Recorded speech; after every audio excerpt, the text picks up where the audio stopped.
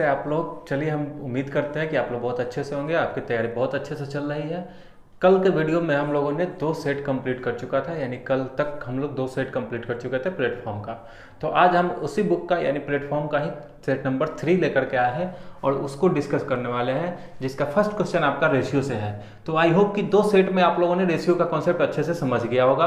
तो इस क्वेश्चन को आप आसानी से उड़ा सकते हैं। अब हम क्वेश्चन को ज़्यादा डीपली यानी डिटेल में नहीं ले चलेंगे, और बहुत सारा सेट अभी कवर करना है। तो चलिए हम लोग बढ़ते हैं इस क्वेश्चन की ओर। यहाँ पे कह रहा है कि 4 संख्या क्रमशः 3, 1, 7 और 5 के अनुपात में है, यदि चारों का योगफल 336 है। देखिए चारों का जो दिया रहेगा, क्या दिया है, योगफल। आप भी अनुपात में हम चारों को क्या कर लेंगे, जोड़ लेंगे।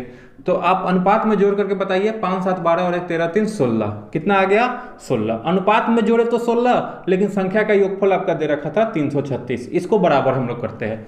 तो आप बताइए एक अनुपात का वैल्यू कितना हो जाएगा, 21 हो जाएगा।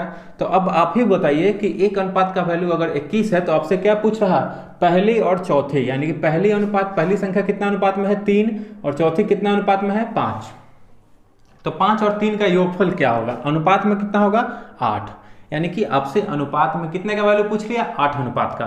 तो जब 1 अनुपात 21 तो 8 अनुपात कितना, 8 से गुना कर लेंगे 21 को, ये हो जाएगा आपका 168। और यही आपका इस क्वेश्चन का आंसर हो जाएगा, जो कि ऑप्शन नंबर सी में है। बहुत ही आसान सा क्वेश्चन है। अब हम बढ़ते हैं नेक्स्ट क्वेश्चन की ओर। थोड़ा सा जल्दी जल्दी कवर करना है, और आई होप कि आप लोग पर डे एक सेट जरूर लगा रहे होंगे। नहीं लगाइएगा आपको दिक्कत हो जाएगी। देखिए सिर्फ वीडियो देखने से कुछ नहीं होगा, आपको यहाँ पे अभी समझ में आ जाएगा, लेकिन आप क्वेश्चन जब भी बनाने की कोशिश कीजिएगा तो नहीं बन पाएगा। तो ये प्रैक्टिस लगातार बना रहना चाहिए, ठीक है। हम लोग बढ़ते हैं नेक्स्ट क्वेश्चन की ओर। इस क्वेश्चन पे ध्यान दीजिएगा, बहुत ही नॉर्मल सा क्वेश्चन है, सिंप्लीफिकेशन का क्वेश्चन। अभी जस्ट पिछले वीडियो में हम हर वीडियो में 1-2 क्वेश्चन आपका हर सेट में मिल जाएगा सिंप्लीफिकेशन का। तो बहुत आसानी से बनाइएगा और ध्यान से बनाइएगा। ज्यादातर स्टूडेंट्स यहीं पे गलती कर लेता है, ताकि जो क्वेश्चन आसान लगता है उसमें हड़बड़ी में कर लेते हैं आंसर, तो थोड़ा बहुत क्या हो जाता है, गलत हो जाता है। तो यहाँ पे आपको गलती नहीं करना है, बस ध्यान देना है। हम आपको बताए क्या हुए थे कि जहां से प्लस और माइनस रहेगा वहां से आपको बॉक्स बना लेना है, ठीक है। तो यहाँ देखिएगा, यहाँ पे माइनस है तो ये आपका एक बॉक्स में आ जाएगा, ठीक है। इसके बाद माइनस कहीं नहीं है, चाहे प्लस कहीं नहीं है, तो इसको एक बॉक्स में रखेंगे। अब आप आसानी से इस चीज को आप कर सकते हैं। तो चलिए यहाँ से हम क्या करेंगे, पहले देखिएगा 24/4 है, तो इसको हम भाग कर लेंगे, इस बॉक्स से हमारा आ गया 4। अब यहाँ पे क्या करना है, तो का भी है और डिवाइड भी है। तो पहले किसका काम करते हैं, का। तो का मतलब होता है गुना। अब काटेंगे हम, 3 से 21, 2 चौका 8। अब ये हो गया आपका 7/4 और भागा 1/4, यानी कि अब ये जब गुना में बदलेगा तो क्या हो जाएगा, ये वाला पलट जाएगा, यानी सीधे 4 हो जाएगा। तो ये हो गया आपका, इससे ये कट गया। अब यहाँ पे देखिए माइनस का, यहाँ पे क्या आया, माइनस है तो माइनस लगाएंगे। इस बॉक्स से हमको क्या मिला, तो 7 मिला, तो 6 में से 7 चला जाएगा, तो कितना आ गया आपका आंसर, -1। बहुत ही सिंपल सा क्वेश्चन है। अगर इसको मेथड से यानी तरीका से करेंगे तो आसानी से हो जाएगा, ठीक है। आराम से सोचने का मौका मिल जाएगा। तो आराम से जब भी क्वेश्चन को बनाइएगा ध्यान देकर के, तो आपका क्वेश्चन 100% सही होगा और जल्दी बनेगा। चलिए हम लोग बढ़ते हैं नेक्स्ट क्वेश्चन। ये क्वेश्चन आपका एवरेज से है, जो कि बहुत ही आसान क्वेश्चन है। चलिए सब क्वेश्चन को तो हम आसान ही बोलते हैं, पता नहीं आप लोगों के लिए आसान है या नहीं। आप लोग के लिए भी आसान होगा जब आप हर एक चीज को, हर एक क्वेश्चन को बढ़िया ढंग से समझ पाइएगा, और उसको जब भी आगे के सेट में आएगा तो बन जाना चाहिए, तब आप लोग के लिए आसान लगेगा। तो चलिए ऐसा क्वेश्चन हम पिछले वीडियो में भी कर चुके हैं। क्या कह रहा है कि यदि 5 लगातार विषम संख्याओं का औसत 17 है तो सबसे बड़ी संख्या क्या होगी। देखिए सबसे बड़ी और सबसे छोटी संख्या निकालने के लिए जब भी क्वेश्चन में ये रहेगा कि लगातार विषम संख्या या फिर लगातार सम संख्या, क्वेश्चन में अगर ये वर्ड आपको दिख गया कि 5 लगातार विषम संख्या या फिर लगातार सम संख्या, अब ये 5 संख्या रहे तब, चाहे 500 संख्या रहे तब, उससे हमको कोई मतलब नहीं है, ठीक है। कैसे हम निकालते हैं सबसे बड़ी और सबसे छोटी, तो हम क्या करेंगे कि हमारे पास संख्या कितना दे रखा है, यहाँ पे 5 गो लगातार विषम संख्या है, ठीक है। तो हम संख्या जो दिया रहेगा उसमें से -1 करते हैं, तो 5 में से 1 घटा लिए तो कितना आ गया, 4, ठीक है। अब अगर आपसे पूछा जाए कि सबसे बड़ी संख्या बताइए, क्या बताना है, सबसे बड़ी संख्या, तो आप क्या करेंगे, औसत जो दिया रहेगा, औसत कितना दिया है, 17, तो 17 में इस 4 को जोड़ लीजिएगा तो कितना हो जाएगा, 21। आपका आंसर आ गया है। अगर सबसे छोटी संख्या पूछा जाता तब आप क्या करते, यहाँ पे ध्यान दीजिए कि यहाँ पर आपको करना होता है कि जो औसत रहेगा उसमें से क्या करेंगे, माइनस करेंगे, ये जो जितना संख्या है उसमें से 1 कम करके, यानी कि 17 माइनस का 4 कितना हो जाएगा, 13 हो जाएगा। यही आपका आंसर था, ठीक है। आंसर तो आपका यही था, सबसे बड़ी संख्या पूछ रहा था तो क्या करेंगे, 17 प्लस का 4, यानी जो औसत दिया रहेगा वो। सबसे पहला काम आपका होना चाहिए कि जितना संख्या, अगर यहाँ पे 500 संख्या रहेगा, अगर 500 संख्या रहेगा तो क्या करेंगे हम 500 माइनस का 1 कर लेंगे, 499 आ जाएगा। ठीक है, तो 17 औसत नहीं होगा, 499 से ज्यादा होगा। ठीक है, तो अब यहाँ पे क्या करेंगे हम, क्वेश्चन तो बन चुका है कि 5 था तो हम क्या किए, 1 कम कर लिए, 4 औसत में जोड़ देंगे तो वो बड़ी निकल जाएगा, औसत में से घटा देंगे तो वो छोटी संख्या निकल जाएगा। चलिए, इसको बनाने का बहुत सारा तरीका था कि अगर 5 संख्या है तो बीच वाला संख्या क्या कहलाता है, लगातार संख्या में बीच वाला संख्या औसत कहलाता है। तो आप यहां से इस तरीके से भी बना सकते हैं कि इस पांचों का औसत कितना दे रखा है, 17, यानी कि बीच का संख्या आपको पकड़ में आ गया कि ये कितना है, 17। अब ये किस संख्या का सीरीज चल रहा है, तो विषम संख्या का। तो सबसे बड़ी पूछा तो हम आगे की ओर बढ़ेंगे, तो 17 के बाद विषम संख्या क्या होता है, 19, और 19 के बाद क्या होता है, 21। यहां से भी आपका आंसर आ जाएगा कि 21 ही होगा। लेकिन ये वाला मेथड कब आपका दिक्कत करेगा, कब अप्लाई नहीं होगा, जब आपके पास संख्या दे रखेगा, मान लेते हैं कि 20 संख्याओं का औसत दे रखा, 50 संख्याओं का औसत दे रखा, तो अब 50 थोड़ा ड्रॉ कर पाइएगा, चाहे बीच का औसत से थोड़ा पता चल जाएगा। अगर इसी 5 की जगह पर अगर हम दे देते कि 4 संख्याओं का औसत, क्या दे देते, 4 संख्याओं का औसत, तो आप 4 संख्या निकालते। अब इसमें बीच वाला चुनना पॉसिबल नहीं है, तो आपके पास बस वही बेस्ट तरीका है जो हम ये वाला मेथड बताया है।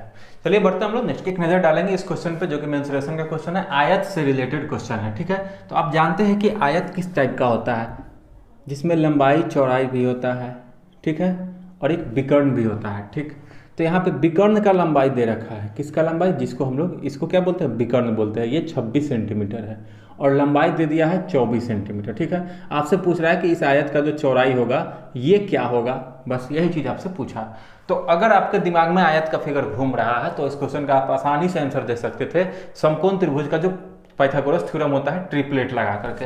यानी आपको ये दिख रहा होगा, अगर हम यहाँ से इसको हटा दें तो ये एक समकोण त्रिभुज दिख रहा है। यहाँ पे एंगल कितना बना, आयत का प्रत्येक कोण 90 डिग्री का होता है। तो समकोण त्रिभुज में ये कर्ण होता है, कर्ण दे दिया है, आधार दे दिया है, तो आपसे ऊंचाई पूछ लिया है, बस ये वाला भुजा पूछ लिया। तो क्या करेंगे हम लोग, ट्रिपलेट लगाते हैं, यानी जो 2 भुजा दिया है इसका रेशियो निकालते हैं। तो 2 से ये भी कट जाएगा 12 बार में, ये भी कटेगा 13 बार में। तो ट्रिपलेट आपके पास होता है 5, 12 और 13, जिसमें 2 बड़ी भुजा क्या है, 12 और 13 आपको ऑलरेडी दिया है। तो ये क्या हो जाएगा, 5, यानी कि 5 अनुपात में होगा। अब हम इसको 2 से काटे हैं तो 2 से मल्टीप्लाई कर देंगे तो ये भुजा कितना हो जाएगा, 10। आपका आंसर आ गया। कितना देर का काम था ये, मात्र तो 3 से 4 सेकंड का काम था। अगर आप इसको सोच पा रहे हैं तब आयत के विकर्ण जान रहे हैं कि विकर्ण हमेशा क्या बनेगा, तो समकोण त्रिभुज में बनेगा आयत में। तो अगर 2 भुजा दिया है तो दोनों का रेशियो निकाल लेंगे, 12 और 13, 5, 12, 13 का ट्रिपलेट होता है। यानी कि अगर 2 भुजा 12 और 13 है तो एक भुजा क्या होगा, 5 होगा समकोण त्रिभुज में। तो ये 5 नहीं होकर के क्या होगा, क्योंकि 2 से ये कटा है ना, तो 2 से इसमें मल्टीप्लाई हो जाएगा, तो ओरिजिनल कितना होगा, 10 हो जाएगा। अब इसी क्वेश्चन को आप लोग क्या करते हैं कि विकर्ण का फॉर्मूला लगाते हैं। ठीक है, तो विकर्ण का फॉर्मूला होता है √L² प्लस B²। ठीक है, तो विकर्ण दे रखा है तो 26 लिखते हैं, विकर्ण के जगह पर √L² का मतलब क्या करते हैं आप, L का स्क्वायर, लंबाई कितना दिया है 24, तो 24 का स्क्वायर प्लस B नहीं पता है तो B का स्क्वायर करते हैं। अब फिर क्या करेंगे, इस रूट को इधर भेजेंगे तो ये स्क्वायर हो जाएगा, यानी कि ये 26 का स्क्वायर बराबर फिर करते 24 का स्क्वायर, फिर क्या करते प्लस का B का स्क्वायर। अब देखिए B का स्क्वायर निकालने के लिए आप क्या करते, तो 24 का स्क्वायर इधर भेजते तो माइनस में आएगा। अब यहाँ पे हम लिख लेंगे 26 का स्क्वायर होता है 676, 24 का स्क्वायर होता है 576, तो B² बराबर आ जाएगा आपका 100। अब यहाँ से B का वैल्यू आप निकाल सकते थे कि स्क्वायर उधर जाएगा तो क्या होगा √100, जो कि कितने के बराबर आएगा, 10 सेंटीमीटर के। यहाँ से आपका वही चीज आ रहा है। तो हम इतना ताम झाम क्यों करेंगे, जब हमको ट्रिपलेट पता है, समकोण त्रिभुज बनेगा, आयत का विकर्ण जब भी बनेगा तो लंबाई चौड़ाई के साथ क्या बनाएगा, समकोण त्रिभुज ही बनाएगा। तो जो कि आपका क्या हो जाएगा, अगर 12 और 13 से कट रहा है, यानी 2 से कट रहा है 12 और 13 बार में, तो 2 भुजा अगर 12 और 13 है तो एक भुजा 5 होगा, यानी 5 दूना 10 हो जाएगा। आप उसको उस तरीके से कर सकते हैं। चलिए बढ़ते हैं हम लोग नेक्स्ट क्वेश्चन पे। आई होप कि आपको ये सेशन बहुत ही अच्छा लग रहा होगा, आप लोग बहुत ईमानदारी से पढ़ रहे होंगे, ईमानदारी से सेट कवर कर रहे हैं, और जो भी दिक्कत होगा आप जरूर बताइएगा इस वीडियो के कमेंट बॉक्स में। चलिए बढ़ते हैं हम लोग नेक्स्ट क्वेश्चन। अगला क्वेश्चन हमारा ये है कि यदि एक वस्तु का विक्रय मूल्य 432 है, लाभ 35% है, तो वस्तु का कॉस्ट प्राइस यानी कि कितना में खरीद करके हम उसको लाए थे। देखिए 35% का लाभ के साथ हम कितना रुपए में बेच रहे हैं, 432 रुपए में बेच रहे हैं। एक इसको बनाने का तरीका देखिए कि क्या करेंगे हम, 35% है, लाभ है, तो हम एक चीज़ को हम कर सकते हैं कि इसका वैल्यू जो होगा 35/100 करेंगे। 5% का मतलब बट्टा 100, तो ये हो जाएगा आपका 5 7 35, 5 से ये 20 बार में, यानी इसका फ्रैक्शन वैल्यू कितना आ गया, 7/20। ठीक है, ये क्या है, लाभ है। यानी लाभ कहने का मतलब लाभ हमेशा किस पे होता है, तो सीपी पे होता है, तो ये सीपी, ठीक है। और ये क्या है, लाभ है। अब आपको समझना क्या है, प्रॉफिट है ये, कि 20 रुपए का सामान खरीद करके लाए हम, जिसको बेचे तो 7 रुपए का क्या हुआ, प्रॉफिट हुआ। तो आपको यूनिट में यानी कि 20 और 7 के रेस्पेक्ट में कितना में बिक जाएगा सामान, 27 में। 20 में तो आप खरीद के लाए थे, 7 रुपये प्लस प्रॉफिट लिए, तो बिका कितना में, 27 यूनिट में। और क्वेश्चन में दे रखा है कि ये कितना में बिक रहा है, 432 रुपए में, यानी कि 27 यूनिट का वैल्यू है 432 रुपए, ठीक है। आपसे पूछ लिया कि लागत मूल्य यानी कि कॉस्ट प्राइस कितना है, कितना यूनिट का वैल्यू पूछा है आपसे, 20 यूनिट का वैल्यू से पूछा जा रहा है। तो यहां से देखिए 27 से इसको अगर हम काटेंगे तो 27 से कम 27 होगा, बचेगा कितना, 6 और 10 16, यानी कि 16 पे 2 162 हो जाएगा। तो 27 छक 162 होता है। 27 से कितने बार में कट गया ये, तो 16 बार में, यानी कि 1 यूनिट का वैल्यू 16 रुपए है, तो 20 यूनिट का वैल्यू कितना हो जाएगा, 16 को 20 से गुना कर लेंगे, 320 रुपए। यही आपका सीपी निकल करके आ गया आंसर, 320, ऑप्शन नंबर 2। बहुत ही आसान तरीका था ये। अब इसको आप करते क्या कि 432 रुपए का विक्रय मूल्य था, 100% लाभ क्रय मूल्य रखिएगा तो 135% में बिकेगा, ऐसा भी कर सकते थे। 135% बराबर 432, तो 100% होता है सीपी का वैल्यू, तो 100% निकालेंगे। क्या करेंगे हम, 432 यानी दाहिना बट्टा बायां गुना बगल में। अब इसको फिर कैलकुलेट करेंगे तो काट कूट करके उतना ही चीज आएगा। ये 27 बार में कटेगा, ये 20 बार में कटेगा और ये 16 बार में कटेगा। 16 दूना 32 यानी कि 320 ही आएगा। तो यहाँ से कैलकुलेशन थोड़ा सा ज्यादा है, लेकिन यहाँ से कैलकुलेशन कम है। तो आप इस तरीके को बेटर रखिएगा, 20 तरीके को आप दिमाग में बैठा लीजिएगा कि आपका बस इसी से काम चल जाएगा। कि 35% दिया था, फ्रैक्शन वैल्यू में कन्वर्ट करेंगे तो 7/20, यानी 35% लाभ था, यानी कि 20 रुपए में 7 रुपए लाभ था, तो बेचेंगे 27 में, जो कि आपका 432 के बराबर। तो 20 का वैल्यू क्या होगा, बस समझ में आ गया होगा। हम लोग बढ़ते हैं अगले क्वेश्चन की ओर। ये क्वेश्चन आपका स्पीड टाइम एंड डिस्टेंस से है। चलिए, एक ट्रेन 45 मीटर प्रति सेकंड, देखिए स्पीड का यूनिट किस चीज में दिया है, मीटर पर सेकंड में, और टाइम किस चीज में दिया है, 15 मिनट में। तो आपको बताना है पहले कि एक निश्चित दूरी तय करता है, तो भाई वो दूरी कितना होगा कि 15 मिनट में 45 मीटर पर सेकंड के स्पीड से वो चल करके कितना दूरी तय करेगा। पहले हम ये निकाल लेते हैं डिस्टेंस।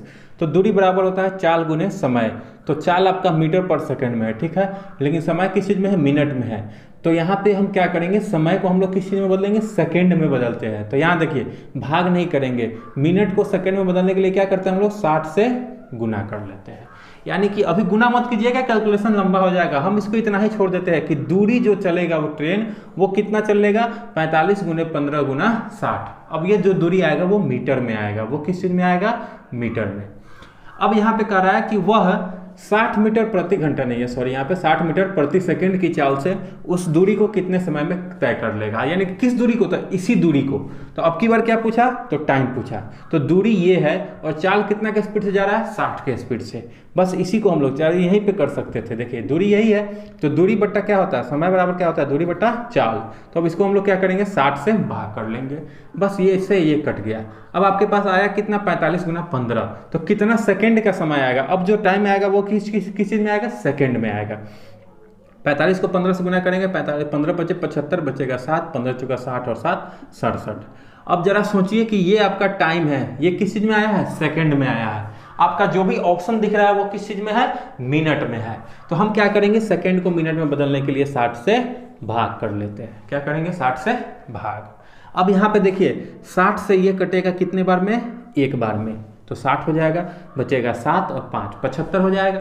60 से एक बार में और लग जाएगा। तो अब बताइए कि कितना बच जाएगा, 15 बचेगा। 15 पे नहीं लगेगा तो 0 लगाएंगे, तो यानी कि दशमलव आ जाएगा। आपका ऑप्शन दिख गया होगा, यहीं से आप कर सकते हैं। आगे फर्दर सॉल्व कर लीजिए। तो 60 से कितना हो जाएगा, 150 हो जाएगा, 2 बार में कटेगा 120, फिर बचेगा 3, 0 बजाएगा तो यानी 300, यानी कि ये लगभग 60 बचे 300। ये आपका आंसर आ गया है 11.2 मिनट। अब ये किस चीज में बदल गया, मिनट में बदल गया। बहुत ही आसान सा क्वेश्चन था। अब इसको यहीं पे अगर आप गुना कर लेते तो थोड़ा सा कैलकुलेशन बढ़ जाता। हम क्या कर रहे हैं कि जब नीचे 60 आने वाला था तो हम 60 को 60 से रहने दिए है, गुना नहीं किया है, यहाँ पे आपका कट गया है, जो कि आपका आसान हो गया। अब ये जो टाइम आएगा वो किस चीज में आएगा, तो सेकंड में, सेकंड को मिनट में कन्वर्ट कर लेंगे। 7 नंबर क्वेश्चन हमारा ये रहा। बढ़ते हम लोग नेक्स्ट क्वेश्चन। यहाँ पे आपको एवरेज निकाल लेना था। औसत निकालने के लिए आपको पता होना चाहिए कि क्या रहेगा। तो जो भी संख्या दिया हुआ है उसको हम लोग जोड़ लेते हैं और क्या करेंगे, हम लोग जितना संख्या रहेगा उससे भाग। बस इतना ही काम करना है। अब यहाँ पे आपका कोई ट्रिक काम नहीं करने वाला, क्योंकि ये आपका लगातार संख्या भी नहीं है। लगातार संख्या कहने का मतलब दो संख्या हो, हर दो संख्या के बीच में अंतर क्या होना चाहिए, समान होना चाहिए। तो यहाँ पे वैसा बात भी नहीं है। आपके पास एक ही तरीका है कि आप इस सबको जोड़िए। तो अब जोड़िएगा कैसे, इस तरीके से देखिए 400 ये है, सबका 100 वाला नंबर लेंगे, यानी 400 ये 800 5 1300 5 18 और 7 25, यानी कि 2500 तो ये हो गया राउंड फिगर में। अब देखिएगा यहाँ देखिए, इसका 75 और इसका 25, 100 ये हो गया, इसका 60 और 20 80 और 10 90, यानी कि 190 और जुट जाएगा। तो आपका टोटल अंकों का योग, टोटल संख्याओं का योग कितना हो गया, 2690। अब इसका औसत चाहिए तो कै गो संख्या है, 1 2 3 4 5 से हम इसको भाग कर लेंगे। तो आपका आंसर कितना आ जाएगा दोस्तों, तो 5 5 25 बचेगा 1 19 5 3 15 बचेगा कितना 4 5 8 40, यानी कि 538 ऑप्शन नंबर सी। बहुत ही आसान क्वेश्चन था, औसत का था, सबको जोड़ करके जितना रहेगा संख्या उससे भाग कर लेंगे। चलिए बढ़ते हैं हम लोग नेक्स्ट क्वेश्चन में। ये चैनल हमारा नया बना हुआ है, क्योंकि पुराना वाला चैनल ग्रो नहीं कर रहा था, जिसकी वजह से हम उसको डिलीट कर दिए हैं, या फिर अभी होगा ही यूट्यूब पे, लेकिन अब उस पर वीडियोस नहीं आया कि अब आपका इस नया वाला चैनल पे आएगा, वीडियो अपलोड होगा पर डे, सेट यहीं पे डिस्कशन होगा। तो थोड़ा सा रिक्वेस्ट है कि आप अपने दोस्तों के साथ, करीबी मित्रों यानी रिश्तेदारों के साथ, सभी के साथ इस वीडियो को शेयर कीजिएगा, ताकि वो लाइक शेयर कमेंट और सब्सक्राइब जरूर कर दे, और आप लोग भी करवाने की कोशिश करेंगे। ठीक है, यदि एक वर्ग का विकर्ण 10 सेंटीमीटर है तो उस वर्ग का विकर्ण क्या होगा जिसका क्षेत्रफल पहले वर्ग के क्षेत्रफल का दुगुना है। यहाँ पे कह रहा है कि उस वर्ग का क्षेत्रफल क्या होगा जिसका, सॉरी क्या कह रहा है, उस वर्ग का विकर्ण क्या होगा, तो किस वर्ग का, तो जिस वर्ग का क्षेत्रफल क्या हो, पहले वर्ग के क्षेत्रफल से दोगुना हो। तो पहले हमको पहले का वर्ग का क्षेत्रफल चाहिए, जिसका विकर्ण क्या रखा है, दे रखा है कि 10 सेंटीमीटर है। तो अब बताइए, अगर विकर्ण 10 सेंटीमीटर है, विकर्ण का मतलब होता है डायगोनल, ये 10 सेंटीमीटर है, ठीक है, तो भुजा आप कैसे निकालिएगा, पहले भुजा निकालिएगा तब ना जाकर के आपका क्षेत्रफल निकलेगा। तो भुजा होता है विकर्ण बटा √2, ठीक है, ये भुजा निकल गया। अब क्षेत्रफल निकालना है, ठीक है, तो हम क्या करेंगे, इसी भुजा का स्क्वायर कर देते हैं, क्या कि भुजा का स्क्वायर होता है फार्मूला। तो भुजा आपका क्या आया है, 10 बटा √2। अब इसका हम लोग क्या करते हैं, तो ये हो जाएगा 10 का स्क्वायर 100, √2 का स्क्वायर 2, यानी कि आपका जो होगा पहले वर्ग का जो क्षेत्रफल होगा वो कितना आ जाएगा, 50 सेंटीमीटर स्क्वायर। अब यहाँ पे आपसे क्वेश्चन पूछ रहा था कि उस वर्ग का विकर्ण आपको बताना है, क्या विकर्ण है, विकर्ण बताना है कि क्या होगा जिसका क्षेत्रफल क्या होगा, जिसका क्षेत्रफल पहले वर्ग के क्षेत्रफल से दुगुना है। तो जो दूसरा वाला विकर्ण होगा, सॉरी वर्ग होगा, उसका क्षेत्रफल क्या होगा, एरिया 2, एरिया 2 क्या होगा, तो इसका 50 आया है तो इसका दुगुना कर लेंगे, तो ये हो जाएगा 100 सेंटीमीटर स्क्वायर, यानी कि जो दूसरे वर्ग का क्षेत्रफल होगा वो कितना निकल के आ गया, 50 का दुगुना 100। अब यहाँ से यहाँ पे आप रख सकते हैं कि वर्ग का क्षेत्रफल क्या होता है, तो भुजा स्क्वायर होता है। तो अब बताइएगा कि भुजा स्क्वायर अगर 100 है तो भुजा यानी कि कितना हो जाएगा, रूट उधर जाएगा तो 100 पे रूट यानी कि 10 सेंटीमीटर हो गया। अब आपसे क्या पूछ रहा है, उस वर्ग का विकर्ण पूछ रहा था। तो विकर्ण बराबर क्या होता है, √2 गुने भुजा होता है, ठीक है। तो भुजा निकल के आ चुका है कितना, 10, तो 10 गुने √2 यानी कि 10 √2 सेंटीमीटर उस वर्ग का क्या निकल के आ गया, विकर्ण निकल करके आ गया आपका ऑप्शन नंबर ए। देखिए क्वेश्चन कैसे घुमाया था, पहले विकर्ण एगो का दे दिया था, विकर्ण से हम क्या निकाले, भुजा निकाले, उसका फिर क्षेत्रफल निकाले। अब जो क्षेत्रफल आया है पहले वर्ग का उसका डबल करेंगे तो दूसरे वर्ग का क्षेत्रफल, तो ये क्षेत्रफल दिया था उससे हम भुजा निकाले, फिर क्षेत्रफल से भुजा से क्या निकाले, विकर्ण निकाल लिए। आपका आंसर आ चुका है। आई होप कि आपको समझ में आ गया होगा। आई होप बढ़ते हैं हम लोग नेक्स्ट। देखिए चक्रवृद्धि ब्याज जो होता है, ठीक है, CI, वो 2 साल के लिए, कितने साल के लिए, 2 साल के लिए क्या होता है, तो rate into time plus rate का स्क्वायर बाई 100, इतना % वो होता है, ठीक है। अब यहाँ पे चक्रवृद्धि ब्याज की बात अगर हम करेंगे तो वो कितना आ जाएगा, तो रेट गुना टाइम करेंगे तो 10 गुना 2 करेंगे तो ये हो जाएगा आपका 20, अब प्लस रेट का स्क्वायर यानी कि किसका स्क्वायर, 10 का स्क्वायर बाई 100, तो 10 का स्क्वायर 100 बाई 100 कितना हो जाएगा, कट करके 1 आ जाएगा, यानी ये टोटल हो जाएगा 21%, ठीक है। और जो साधारण ब्याज होता है वो सीधे सीधे आपको रेट और टाइम को गुना कर दीजिएगा तो उतना % आपका क्या हो जाएगा, साधारण ब्याज हो जाएगा। तो 10 को 2 से गुना करेंगे तो साधारण ब्याज कितना आएगा, 20%। अब आपका क्वेश्चन बहुत ही इजी बन चुका है। क्या कह रहा था आपसे कि चक्रवृद्धि ब्याज और साधारण ब्याज में क्या अंतर होगा, तो आप ही बताइए कि चक्रवृद्धि ब्याज अगर 21% है और साधारण ब्याज 20% है तो इस दोनों के बीच में कितने % का अंतर होगा, तो 1% का अंतर होगा मात्र। अब बताइए कि ये रुपये में तो कितना का 1% आएगा, जितना आप कर्जा लिए रहिएगा। तो यहाँ पे आप सिंपल से निकाल सकते हैं कि 6400 का 1% चाहिए। 1% कहने का मतलब 1/100, यानी कि कितना रुपया आपका आंसर आ जाएगा इस क्वेश्चन का, तो मात्र 64 रुपये। ये आपका ऑप्शन नंबर डी हो जाएगा। बहुत आसान सा क्वेश्चन था। चलिए बढ़ते हैं हम लोग नेक्स्ट क्वेश्चन की ओर कि हमारा नेक्स्ट क्वेश्चन क्या है। ये क्वेश्चन आपका ब्रीथ से रिलेटेड है, यानी ब्रीथ का क्षेत्रफल आपको बताना है। क्वेश्चन कह रहा है कि दो ब्रीथ की त्रिज्या है, यानी पहले ब्रीथ की त्रिज्या है 20 सेंटीमीटर, दूसरे ब्रीथ की त्रिज्या है 15 सेंटीमीटर। यदि एक तीसरा ब्रीथ का क्षेत्रफल इन दो ब्रीथ के क्षेत्रफलों के योग के बराबर है, तो तीसरा ब्रीथ जो बनेगा बड़ा वाला ब्रीथ, उसका त्रिज्या आपसे पूछा जा रहा है। तो सिंपल सा बात है, हम लोग क्या करेंगे, मेरे पास दो ब्रीथ है, तो पहले ब्रीथ का त्रिज्या यानी कि क्षेत्रफल एरिया कहलाता है, तो एरिया 1 क्या हो जाएगा, पाई आर स्क्वायर। यहाँ से हम निकाल सकते हैं, पाई को पाई ही रहने देंगे। अगर यहाँ पे 22/7 रख करके कैलकुलेट कीजिएगा तो आपका लंबा प्रोसेस में चला जाएगा, तो पाई को पाई ही रहने दीजिएगा। त्रिज्या दे रखा है, पहले ब्रीथ का 20 है, तो 20 का स्क्वायर करेंगे तो कितना आ जाएगा, 400 पाई। ठीक है। दूसरा ब्रीथ का त्रिज्या क्या होगा, एरिया 2 जो होगा वो भी पाई आर स्क्वायर होगा, लेकिन दूसरे ब्रीथ के लिए आपका त्रिज्या कितना है, 15 है, तो 15 का स्क्वायर करेंगे तो कितना होगा, 225 पाई होगा। अब देखिएगा जो तीसरा ब्रीथ होगा उसका क्षेत्रफल किसके बराबर है, इन दो ब्रीथ के क्षेत्रफलों का योगफल के बराबर है। अब तीसरे ब्रीथ का आपको क्षेत्रफल दे रखा है, यानी एरिया जो 3 होगा वो आपको दे रखा है क्या, कि इस दोनों के ब्रीथ का जो क्षेत्रफल आया है इसका योगफल। तो 400 पाई प्लस का 225 पाई, ये हो जाएगा आपका कुल मिलाकर के कितना, 625 पाई हो जाएगा। ठीक है। अब ये तीसरे ब्रीथ का क्षेत्रफल है, आपको यहाँ से क्या बताना था, तीसरे ब्रीथ का त्रिज्या बताना था। तो अब बताइए क्षेत्रफल यानी कि 625 जो पाई होगा, जो तीसरे ब्रीथ का क्षेत्रफल होगा वो किसके बराबर होगा, तो ये भी पाई आर स्क्वायर के बराबर होगा, तो पाई आर स्क्वायर। अब पाई से पाई कैंसिल हो गया, आर स्क्वायर बराबर 625 है, तो आर का वैल्यू आप निकाल सकते हैं कि 625 का रूट कितना होता है, 25 सेंटीमीटर। आपका आंसर आ चुका है। देखिए ऐसे ऐसे क्वेश्चन को आप ओरली कर सकते थे, हम तो इसको आपको समझाना था इसलिए हमको इतना लिखना पड़ा था। अगर नहीं समझाना होता तो हम क्या करते, वहां पे आप ये देख लीजिए, हमको पता था कि क्षेत्रफल दोनों ब्रीथ का निकालना था, तो त्रिज्या दिए हुआ था, तो 20 का स्क्वायर होता है 400 पाई, दूसरे ब्रीथ का क्षेत्रफल हो जाएगा 15 का स्क्वायर 225 पाई, यानी कि ये हो गया 625 पाई, जो कि होगा पाई आर स्क्वायर के बराबर, पाई से पाई कैंसिल, आर बराबर 25। हम इतना ही काम करते आपका आंसर आ जाता। बहुत कम समय का ये क्वेश्चन था। चलिए बढ़ते हैं हम लोग नेक्स्ट क्वेश्चन पे। आई होप कि आपको ये क्वेश्चन समझ में आ गया होगा। नहीं समझ में आया होगा कमेंट बॉक्स में जरूर लिखिएगा, जहां पे दिक्कत होगा हम उस दिक्कत को दूर करने का कोशिश करेंगे।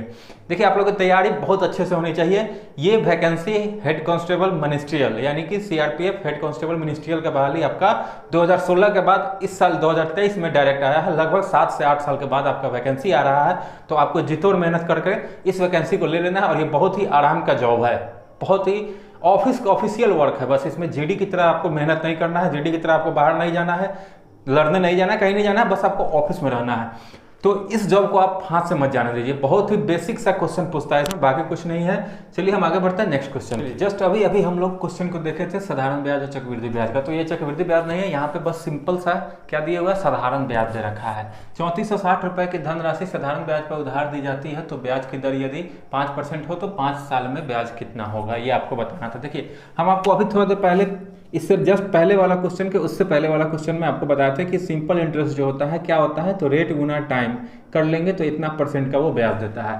तो रेट गुना टाइम करेंगे तो कितना % हो जाएगा, 25% का ब्याज मिला। कितना रुपए का लिए हुए थे धनराशि, तो 3460 रुपए। बस यही निकाल देना था, आपका आंसर आ जाएगा। 3460 का 25%, 25% का मतलब होता है 25/100, या फिर अगर फ्रैक्शन वैल्यू याद है तो 1/4 करके जल्दी से जल्दी कर लीजिएगा। देखिए 25 चौका 100, 4 से इसको काट लीजिएगा, 4 8 32, बचेगा 2, 26 हो जाएगा ना, तो बच जाएगा 4 6 24, बचेगा 2, 4 5 20, यानी कि कितना रुपया आ गया आपके पास, 865 रुपये। क्वेश्चन उड़ गया। बस बहुत आसान सा क्वेश्चन है भाई मेरे, आप एक बार मन लगा करके पढ़िए, आपका एग्जाम 100% निकलेगा ही निकलेगा। पर डे से एक सेट जरूर लगाइएगा। चलिए बढ़ते हैं हम लोग नेक्स्ट क्वेश्चन पे।